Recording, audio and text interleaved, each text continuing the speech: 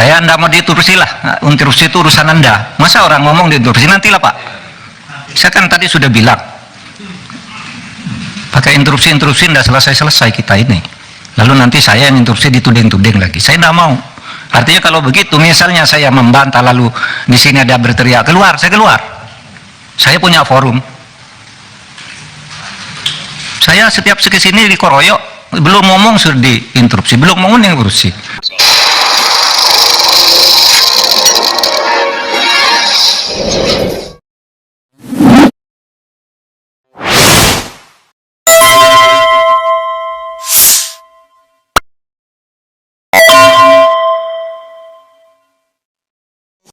Assalamualaikum warahmatullahi wabarakatuh. Itu adalah rapat dengar pendapat antara pemerintah dengan DPR yang paling keras, yang paling panas selama sejarah parlemen di Indonesia, kawan-kawan. Bagaimana seorang menteri yang selama ini dihujat, dikeroyok, kata Mahfud MD, selama ini yang terjadi di DPR itu ajang pengeroyokan, ajang maki-maki, ajang pengusiran. Menteri sekalipun bisa diusir oleh anggota DPR, tapi Mahfud MD tidak. Dia berbeda, malahan dia yang memaki-maki, dia yang merujak anggota DPR. Waktu kasus itu juga, waktu kasus Sambo, belum ngomong sudah diinterupsi, dituding-tuding, suruh bubarkan apa. Jangan begitu dong. Waktu itu Mahfud MD adalah Menko Polhukam, dan jadi menterinya Mahfud MD itu tidak lepas dari kedekatan dia dengan Megawati. Supaya kawan-kawan jelas konten ini nanti, kenapa saya mengatakan Mahfud MD ini adalah tokoh yang berani tapi sekaligus konyol. Secara sekilas RDP itu adalah Mahfud MD membalaskan sakit hatinya karena anggota dia, Ivan, ketua PPATK, dimaki-maki oleh anggota DPR. Tapi dia tidak hadir pada waktu rapat sebelumnya. Pimpinan, izin pimpinan. Boleh bicara? Nanti dulu. Karena saya biarkan menjelaskan dulu dong. Nanti gini. Bicara. Saya mohon izin ke pimpinan. Boleh nggak saya bicara? Nanti dulu. Oke, nanti dulu. Silakan. Jadi setiap urusan itu kalau tidak ada larangan, boleh, kecuali sampai timbul hukum yang melarang. Rapat dengar pendapat itu adalah membahas ada transaksi janggal di PPATK yang menyangkut Departemen Keuangan, di mana Mahfud MD sempat juga agak tegang hubungannya dengan Sri Mulyani karena kasus ini, karena Mahfud MD yang membongkar itu terjadi di Departemen Keuangan. Namun sepertinya anggota DPR ini kan membela Sri Mulyani. Di situ mengamuknya Mahfud MD, anggotanya disalah-salahkan. Di situ kan nampak keberanian dari Mahfud MD. Tapi apa yang saya katakan konyol. Nah, setelah rapat itu hampir berakhir, Mahfud MD meminta kepada Bambang Pacul dari fraksi PDIP, orang yang dekat dengan Mahfud MD juga, karena ketua umum partainya sangat dekat dengan Mahfud MD. Karena Mahfud MD ini tahu bahwa undang-undang apapun di DPR itu tergantung kepada ketua umum partai. Dia usulkan kepada Bambang Pacul untuk meminta kepada ketua umumnya untuk membahas, malahan memberlakukan undang-undang perampasan aset ini. Tapi dengan tidak sadar, yang akhirnya berakibat konyol, Mahfud MD malahan membongkar kebobrokan anggota DPR. Tapi di mana letak konyolnya nanti di belakang akan terlihat sama kawan-kawan.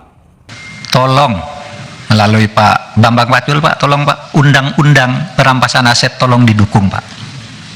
Pak Mahfud tanya pada kita, tolong dong undang-undang perampasan aset dijalanin. Republik di sini ini gampang Pak, senanya nih. Lobbynya jangan di sini Pak. Ini Korea ini semua menurut bosnya masing-masing. Di sini boleh ngomong galah Pak. Bambang Pacul ditelepon, Ibu Pacul berhenti, siap. Ini laksanakan Pak. Jadi dua presiden pernah nanya sama saya, pembatasan uang kartal sama ini RUU ini yang mana ya Pak Presiden? Kalau pembatasan uang kartal pasti DPR nangis semua. Kenapa? Masa dia bagi duit harus pakai e-wallet Pak? E-walletnya cuma 20 juta lagi, nggak bisa Pak, nanti mereka nggak jadi lagi. Oh iya. Saya terang-terangan ini gitu loh. Mungkin perampasan aset bisa, tapi harus bicara dengan para ketum partai dulu. Kalau di sini nggak bisa teori saya. Jadi permintaan jenengan langsung saya jawab, Bambang Pacul siap kalau diperintah. Mana perintah berani Pak? Sama toh? Ayo. Untuk melihat konyolnya Mahfud MD, ini juga berkaitan dengan alasan sontoloyo yang dimainkan oleh para elit politik mengenai undang-undang perampasan aset. Semua kita kan tahu bahwa korupsi itu adalah extraordinary crime. Diperlukan juga undang-undang yang tepat untuk memberantas itu. Bukan hanya lembaganya seperti KPK, Kejaksaan, Kepolisian, dan lain-lain. Untuk memberantas korupsi ini diperlukan tools atau alat. Alatnya itu adalah undang-undang. Dan undang-undangnya harus tegas, harus sama dengan juga negara-negara yang berhasil di luar untuk memberantas korupsi. Kita ini kan aneh. Lembaganya banyak, tapi undang-undangnya tidak disamakan, tidak mencontoh kepada negara yang berhasil memberantas korupsi. Seperti Malaysia, undang-undang pembuktian terbalik. Di situ ternyata ampuh untuk memberantas korupsi. Bahkan di Cina juga berhasil. Undang-undangnya nadanya seperti itu juga. Tapi di Indonesia malahan lontong pecal. Undang-undangnya dari 20 tahun yang lalu tak berhasil diberlakukan. Katanya extraordinary.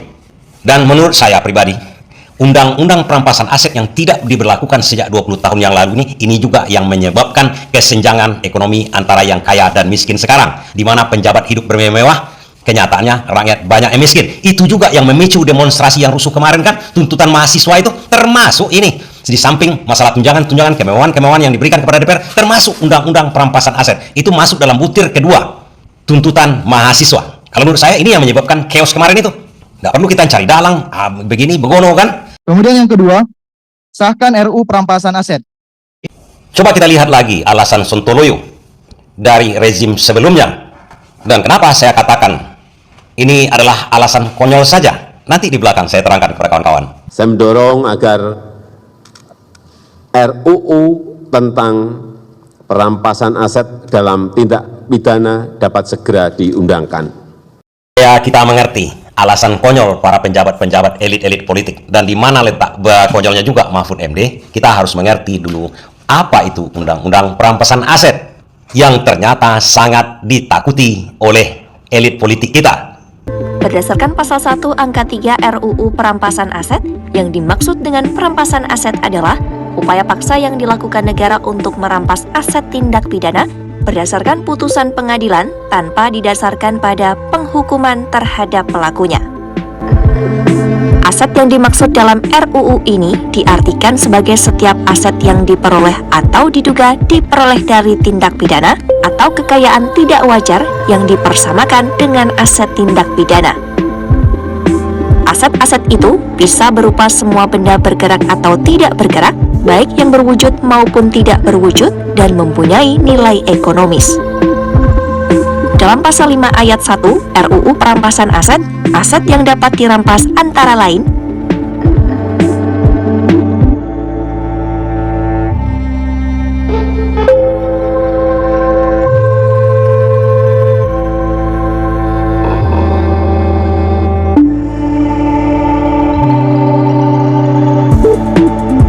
Selain daftar dalam ayat 1, dalam ayat 2 juga disebutkan aset yang dapat dirampas, meliputi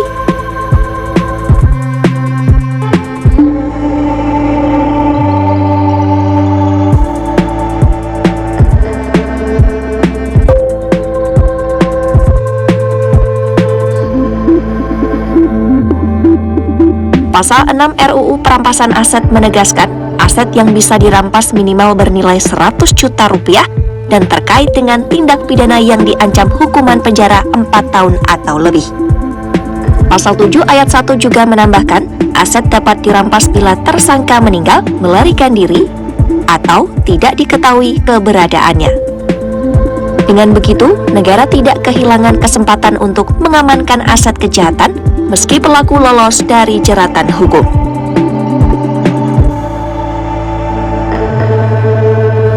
RUU ini dianggap penting sebagai instrumen hukum untuk mencegah lahirnya koruptor dan mengembalikan kerugian negara sehingga kerugian yang diderita negara tidak signifikan. Pengamat kebijakan publik Agus Pambagio menyebut, tanpa aturan ini sulit menghentikan praktik korupsi yang semakin kompleks. Ia menegaskan mekanisme penyitaan aset akan ditentukan lembaga berwenang seperti KPK berdasarkan bukti hukum yang sah. Presiden Prabowo Subianto memastikan pembahasan RUU perampasan aset akan segera dilakukan. Hal ini disampaikan dalam pertemuan dengan pemimpin partai politik, tokoh agama, dan serikat buruh di Istana Negara Jakarta.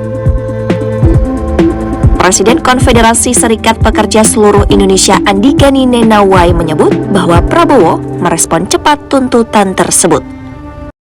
Wow, sangat dahsyat rupanya efek dari undang-undang perampasan aset tersebut. Kalau sekarang ada orang korupsi, cuma mungkin didenda 1 miliar begitu kan? Bahkan 10 miliar, itu paling banyak dalam undang-undangnya cuma 1 atau 2 miliar. Tapi yang dikorupsinya triliunan. Itu undang-undang yang sekarang. Bahkan undang-undang yang sekarang itu, misalnya ada koruptor, lari ke luar negeri. Lari dia ke luar negeri, aset dia di Indonesia tidak bisa disita. Bahkan dia pun tidak bisa dihukum karena sudah lari. Itu undang-undang yang sekarang berlaku. Tapi kalau sempat undang-undang perampasan aset ini diberlakukan, apa yang terjadi? Miskin para koruptor tuh. Keluar dari penjara langsung miskin. Bahkan hukumannya kalau menurut kita tidak perlu hukuman penjara lama-lama. Setahun aja. Atau tak perlu hukuman penjara. Dimiskinkan saja semua. Semua asetnya disita. Karena kawan-kawan, tujuan orang itu korupsi apa? Kan ingin kaya. Sekarang kalau dia sudah kaya dari hasil korupsi, ujung-ujungnya miskin. Tidak tercapai tujuannya kan? Ya ngapain korupsi? Kalau toh nanti miskin. Itu logika yang pertama. Kalau kita mau korupsi, toh akhir-akhirnya nanti miskin. Bahkan harta yang kita berikan dari hasil korupsi itu kita berikan kepada anak cucu kita, itu disita oleh negara. Udah meninggal pun kita nanti, kalau terbukti nanti, itu diambil seluruhnya oleh negara. Dan rata-rata orang kalau sekarang bekerja kan mencari uang, meninggalkan warisan. Kan itu tujuannya yang kebanyakan. Sehingga kalau undang-undang perampasan aset ini diberlakukan, jangankan akan melakukan korupsi, berniat pun tak akan mampu para pejabat itu lagi. Logika yang kedua, siapa yang takut undang-undang perampasan aset ini diberlakukan? Ya pasti koruptor. Kalau dia tidak koruptor, dia tidak akan takut karena tidak akan dimiskinkan oleh undang-undang perampasan aset ini. Pertanyaannya, sejak 20 tahun yang lalu tak bisa diberlakukan undang-undang perampasan aset ini. Apakah semua penjabat itu koruptor? Tidak, bukan semua penjabat itu, tapi penjabat yang mengambil keputusan untuk memberlakukan undang-undang perampasan aset itu. Kalau dia takut melaksanakan undang-undang perampasan aset itu, bisa dikatakan bagaimana? Salahkah kita menuduh dia ini yang akan dimiskinkan, jadi bumerang sama dia? Dia berlakukan undang-undang itu, dia yang dibidik duluan, dia yang masuk penjara duluan, dia yang akan miskin pertama-tamanya. Apakah salah kita menduganya seperti itu? Sekarang muncul pertanyaan, siapa pengambil keputusan itu? Itu adalah DPR dengan pemerintah. Pemerintah di sini presiden dan jajarannya ke bawah, menteri-menteri rata-rata yang pengambil keputusannya. Bukankah menteri yang komunikasi dengan DPR, dan DPR dikuasai oleh ketua umum partai. Jadi yang takut undang-undang perampasan aset ini adalah para koruptor. Dan kalau kita lihat pemerintahan sebelumnya, saya sekarang tidak berkomentar tentang pemerintahan sekarang karena Prabowo katanya berjanji untuk undang-undang perampasan aset karena masa dari presiden ini kan 5 tahun, kita belum berani berkomentar sekarang. Tapi kalau 2 periode Pak Jokowi dan 2 periode SBY, dia sendiri takut melaksanakan undang-undang perampasan aset. Itu sah, itu ada terbukti. Artinya DPR dengan presiden dan jajarannya di bawah, rezim kita katakan, itu takut mengundangkan undang-undang perampasan aset. Undang-undang perampasan aset itu ditakuti oleh koruptor. Silakan lanjutkan kalimat saya. Kalau dia takut mengundangkan undang-undang perampasan aset, dia adalah koruptor. Dan di sini lebih spesifik saya katakan, kalau presiden takut memberlakukan undang-undang perampasan aset tersebut, dia adalah, ya mungkin bukan dia, tapi jajaran di bawahnya bisa jadi adalah barisan-barisan koruptor. Pertanyaan kawan-kawan tentu saja ada. Bukankah untuk membuat undang-undang itu harus ada persetujuan DPR? DPR di sini dikuasai oleh ketua umum. Tidak, nanti saya jelaskan. Kenapa? Karena ada namanya sekresi. Ada hak istimewa oleh presiden. Sekarang kita lihat dulu kekonyolan dari Mahfud MD. Tanpa mengurangi rasa hormat saya kepada Mahfud MD, di sini ternyata dia agak konyol sedikit. Apa politisnya? Gitu kan? Apa politisnya? Berarti ada resistensi yang tinggi itu kan? Ya, mungkin secara gurauan mungkin diwakili oleh Pak Bambang Pacul. Korea ini ikut saya gitu. Ikut, iya. Kalau pemerintah mau jangan ke kami lah. Kami ini kan Korea, itu sana gitu. Terus saya ketemu dengan Bu Megawati bicara. Bicara saya. Alasannya masuk akal. Meskipun itu bukan satu-satunya alasan. Pak Mahfud, kata Bu Mega, kami setuju tuh undang-undang perampasan aset karena bagus katanya. Tapi kalau sekarang itu diberlakukan, itu akan terjadi korupsi lebih besar karena polisi dan jaksa itu bisa menggunakan undang-undang itu untuk memeras orang agar asetnya tidak disita, diberi surat bersih tapi bayar sekian. Dan itu betul memang bisa terjadi. Indonesia ini memang ya. Betul bisa terjadi. Oke. Kawan-kawan nampak kekonyolan ini?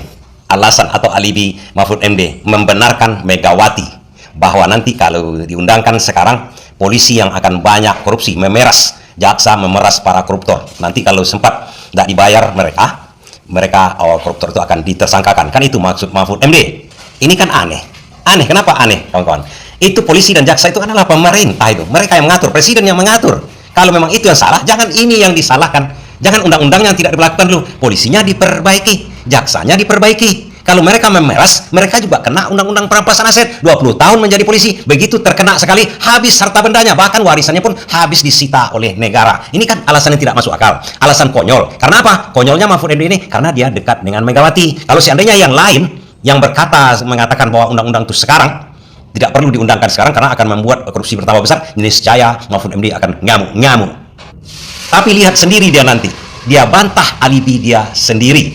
Saya dulu tahun 2000 itu mengusulkan rancangan undang-undang pembuktian terbalik. Saya pernah jadi Menkumham sebentar, sebulan. Pembuktian terbalik, gimana caranya? Kalau Vito menjadi menteri 5 tahun, gajinya dihitung tuh berapa? Kira-kira 5 tahun itu 7 miliar. Kalau ternyata dia punya kekayaan 10 miliar, langsung aja kamu korupsi 4 miliar. Buktikan kalau kamu tidak. Oke. Saya harus membuktikan sebaliknya. Gitu, ya. Apa saya main saham atau saya punya apa gitu. Saya dapat warisan, bapak saya meninggal nih. Kenaikan NJOP-nya sekian, udah benar nih 10 miliar. Bebas. Oh, gitu. Itu kan undang-undang pembuktian terbalik. Iya. Waktu itu sudah saya siapkan. Tapi di pemerintah sudah saya macet. Kenapa? Saya tanya ke Pak Oka Mahendra hadir, Pak, itu kan undang-undang bagus, kenapa Pak? Ini nanti kalau berlaku digunakan oleh jaksa dan polisi untuk meras-meras ini. Orang punya harta banyak lalu harus dapat surat bersih dari kejaksaan bahwa ini profilnya udah cocok, ini habis Pak. Kita belum siap gitu. Nah, saya sendiri alasan itu masuk akal kan? Alasan Bu Megawati masuk akal. Tapi tentu kalau kita mau sungguh-sungguh itu perlu dimulai. Ya dong polisinya ditata secara benar nih, organisasinya polisi lalu pengorganisasinya bagaimana, saling pengawasannya gimana, kan bisa dengan undang-undang perampasan aset itu. Saya karena katanya partai tidak setuju, saya bicara dengan Bu Mega, bagus Pak Mahfud itu, setuju saya, tapi polisinya dulu gitu.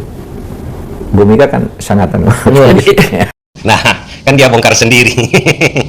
Dan yang lebih konyolnya lagi, Mahfud MD mengatakan bahwa Prabowo bisa kok sekarang nih. Nah, pertanyaan kita, kenapa waktu dia jadi Menko Polhukam, menterinya Jokowi, nggak bisa begitu kan? Apa bedanya Jokowi dengan Prabowo? Apa bedanya Jokowi dengan SBY kan? Seharusnya bisa zaman Jokowi, sekarang pun harus bisa. Artinya sekarang dia lempar tanggung jawab kepada pemerintahan Prabowo. Nggak perlu lagi polisi dikhawatirkan, kejaksaan dikhawatirkan. Kita lakukan undang-undang perampasan aset. Kira-kira kalau saya menjadi Pak Prabowo, kita sahkan undang-undang perampasan aset, urusan polisi dan kejaksaan saya yang nguruskan gitu. Ini yang saya maksud lemparan. Lemparan ada rezim yang lama ke rezim yang baru sekarang. Kita tengok lagi lemparan-lemparan konyol antara DPR dengan pemerintah sekarang. Lihat alasan konyol mereka. Sekarang kalau di pemerintah kan udah clear nih, udah selesai. Draft yang lalu sudah ada. Cuman sekali lagi kami berpikir bahwa kalau DPR yang ambil alih, kemungkinannya akan jauh lebih cepat. Itu adalah pernyataan menterinya Prabowo. Dia lempar ke DPR, justru ke DPR yang katanya cepat. Kalau DPR yang membahasnya cepat. Kenyataannya, dari 20 tahun yang lalu DPR membahasnya lagi. Tak clear-clear. Ini kan enggak alibi, enggak alasan namanya. Udah nyata, buktinya ada. Kalau di DPR itu lama. Kenapa saya katakan ini alasan sontoloyo? Justru di pemerintahan 1 jam aja selesai. Undang-undang itu bisa diundangkan dalam 1 jam saja. Loh, kenapa begitu? Ingat kawan-kawan, presiden itu mempunyai hak istimewa. Hak istimewanya apa? Adalah perpu namanya. Kalau sudah lama, tidak dibahas, tidak diapa-apain oleh DPR, dia bisa mengeluarkan perpu.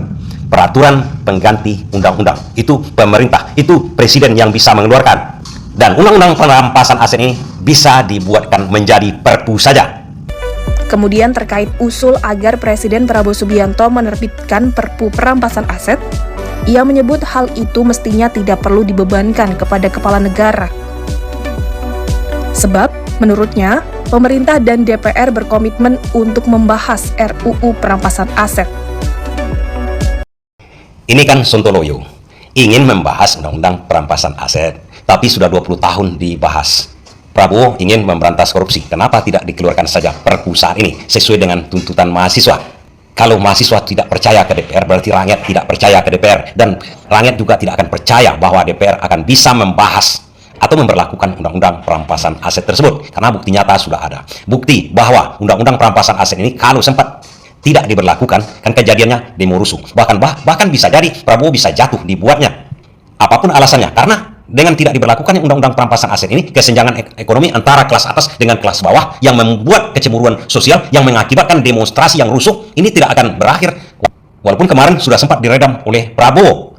Tapi kalau ini dibiarkan terus-menerus, artinya terus-menerus maksud saya dibiarkan dibahas hingga 50 tahun yang akan datang, ini ujung-ujungnya seperti Soeharto. Kenapa saya katakan seperti Soeharto? Ini akan mendelegitimasi namanya. Kepercayaan publik sekarang ini nyata bahwa ke DPR itu sudah hancur. Jangan nanti kepercayaan publik kepada Prabowo hancur. Itu peristiwa 1998 akan terjadi. Jadi kalau seandainya Prabowo tak mau memperlakukan undang-undang perampasan aset ini segera dengan menerbitkan Perpu untuk memulihkan kepercayaan rakyat, untuk membantah tuduhan-tuduhan rakyat bahwa orang yang tidak mau memperlakukan undang-undang perampasan aset ini bisa-bisa adalah koruptor itu sendiri. Dan dalam masa pemerintahan Prabowo yang baru setahun ini, sebaiknya dia mengeluarkan Perpu saja lagi, tidak usah membahas lempar-lemparan, karena alasannya sudah ternyata alasan konyol semua yang dibuat oleh pemerintahan sebelumnya. Bahkan sudah mulai dari Menteri Prabowo sendiri pun membuat alasan yang konyol. Sementara DPR dari zaman ke zaman membuat alasan-alasan konyol, alasan-alasan sontoloyo, tidak mau memperlakukan undang-undang perampasan aset ini. Sebaiknya pulang dari Beijing ini, Prabowo langsung teken Perpu undang-undang perampasan aset. Ini akan meredam semuanya. Meredam apa? Meredam aksi mahasiswa,